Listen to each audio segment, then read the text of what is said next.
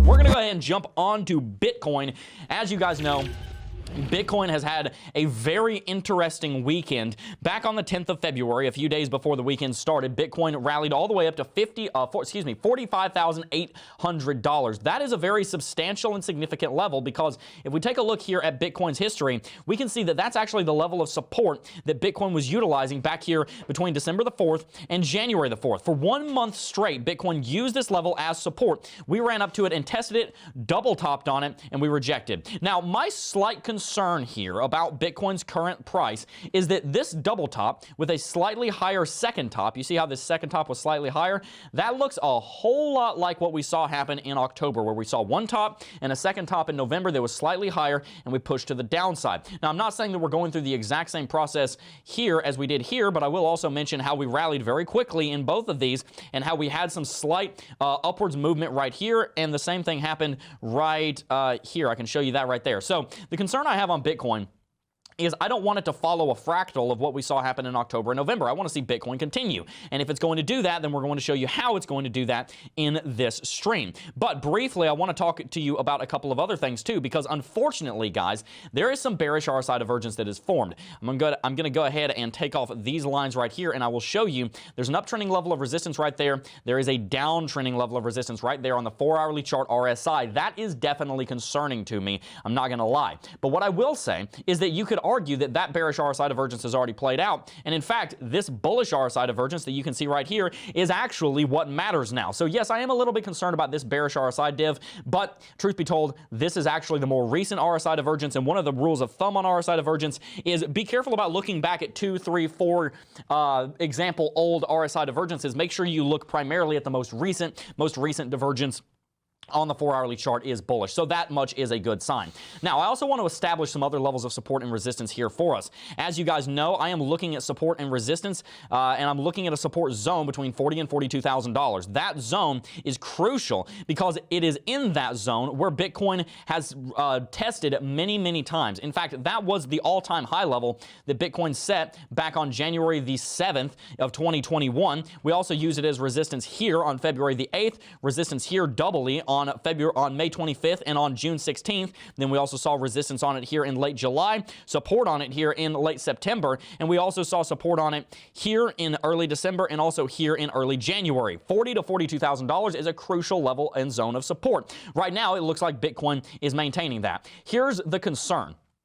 This market right now almost looks like it's forming a head and shoulders pattern right there. I will not call this a head and shoulders pattern because it is frankly not a very well established one if it is, but if enough of the market perceives this as a head and shoulders pattern, it could lead us to a resistance, it could lead us to a drop down to $37,000, which would actually put us right on top of this uptrending level of support. So that is a bearish scenario. Let me make this clear. I'm not saying that I believe that this is what's going to happen, but this is very much in the cards. That being said, there is actually a bullish scenario as well, and that is a head and shoulders pattern too, except in this case it is a bullish inverse head and shoulders pattern. You can see there's a left shoulder going back to early January. We have a head that started in late January and moved into early February, and then we see our right shoulder forming right now. If we pull back down to $40,000, $40,500 and bounce and rally, then we will not necessarily be forming a bearish head and shoulders.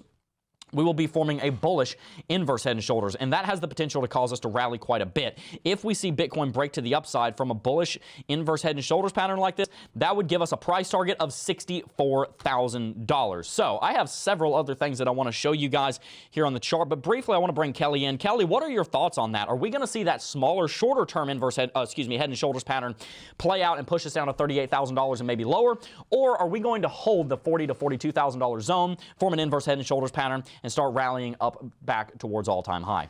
You know, I'm a little torn right now because much like we've been saying, like I was saying last week, I still feel like there's something that may drive the price down. But when I'm looking, if you're looking at my chart here, I'm not sure if Smay's on my deal. If I'm looking here at Market Cipher on the 10-hour, we got a green dot momentum coming up, this VWAP. You can see VWAP is coming up quite nicely. RSI is coming up. Money flow is still quite positive. This is on the 10-hour, which is so now I'm going to look for that to go into the 12-hour and daily. But same thing coming here on the 4-hour. You got the VWAP shot up quite strong. Momentum coming up very strong. And then in addition to all this, the underlying metrics are just so beyond incredible. Like looking at the hash rate, we've got all-time high on the Bitcoin hash rate, which is incredibly important because when you talk about hash rate, rising hash rate is rather bullish signal indicating that the miners are increasingly willing to deploy long-term capital into Bitcoin's infrastructure. That's a really good point. So that is incredible. And taking it, this is all looking into Glassnode, which has so many different awesome features with all these different addresses and stuff. And I really, really love Glassnode. I've been really diving into it the last week. But even looking right here, regardless of even the downtrend, we have all these the number of accumulating addresses. Okay, this is addresses that are continually to add to what they're storing in their wallets. So this is just going up this entire way.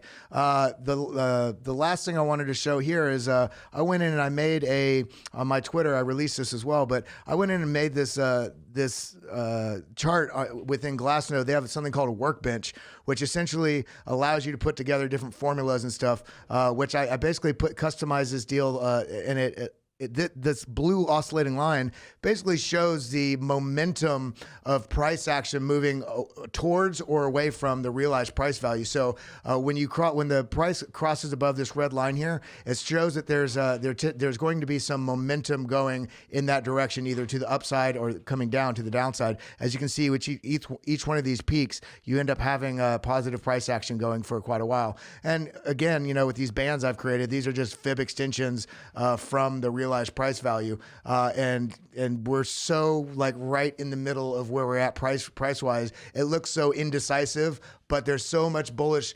underlying power just holding it. All we need is that one last little domino to fall. We don't know if it's going to be this today, a week, or a month from now. We might still have downside price action, but the bulls are just sitting there in their pens, just ready to be released right now. So do we get the downside action? I think if we do, it's going to be brief, but I really think we're going to be exploding out of this very soon. Hey, you made it to the end of the video. If you enjoyed this video, you should definitely consider subscribing because we're trying to help you become financially free in these cryptocurrency markets. And also consider following us on Twitter @CryptoJeb for more updates on the price of Bitcoin and cryptocurrencies. Peace.